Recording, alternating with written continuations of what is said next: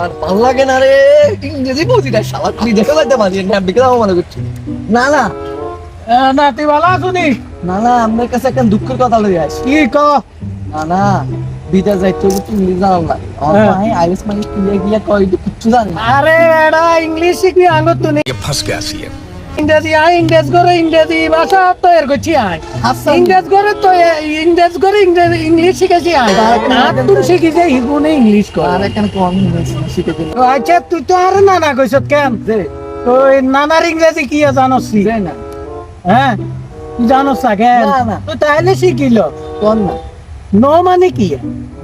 তো না no no মানে কি হয়েছে? না